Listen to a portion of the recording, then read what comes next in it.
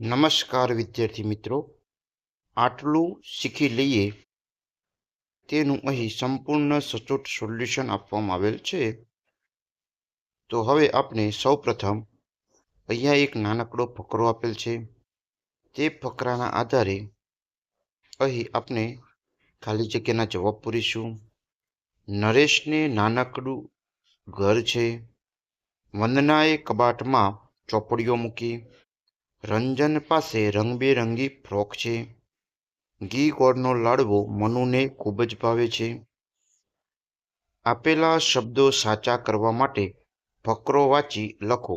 અહીં શબ્દો ભૂલ ભરેલા છે, તો ભૂલ ભરેલા શબ્દોને આપણે ફકરાના આધારે અહીં સુધારીને આપેલ છે.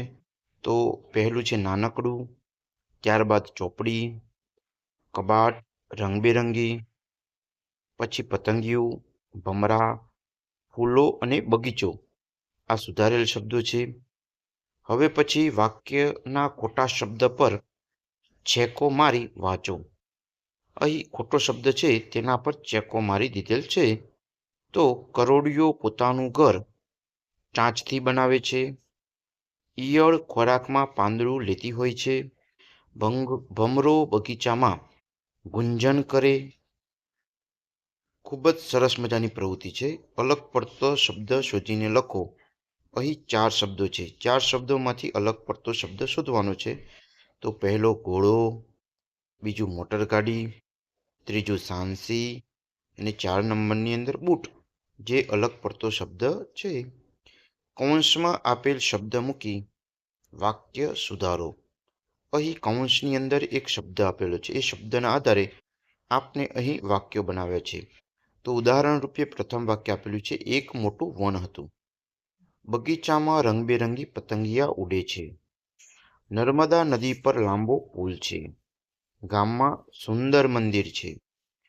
મેં કબાટમાં 5 ચોપડીઓ મૂકી. ઘોડો લાંબા કૂદકા મારે છે. અહીં શબ્દોને છૂટા પાડો. મોબાઈલ, ટીવી તેને અલગ, તો મોબાઈલ અને ટીવી બે અલગ અલગ ખાનામાં લખીશું. હવે 16 નંબર, 3 જૂથમાં બેસો. વંદો, ગરોળી, મચ્છર વિશે ફરીથી વાંચો અને યસ અને નોમાં જવાબ આપો.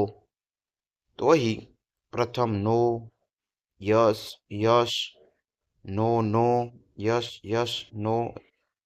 9 નંબરમાં યસ અને 10 નંબરની અંદર નો લખીશું.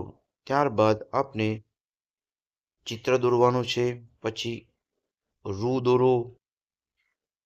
વિડીયો તમને ઉપયોગી થયો હોય તો વિડીયો માટે લાઈક અને ચેનલને સબસ્ક્રાઈબ જરૂરથી કરશો. ધોરણ 1 થી 8ના તમામ અધ્યયન સંપુટ સ્વાધ્યાય પોથી સોલ્યુશન અહીં આપણી યુટ્યુબ ચેનલની અંદર મૂકવામાં આવે છે. તો વિડીયો પસંદ આવ્યો હોય તો લાઈક અને ચેનલને સબસ્ક્રાઈબ જરૂરથી કરશો. Thank you. ખૂબ ખૂબ આભાર.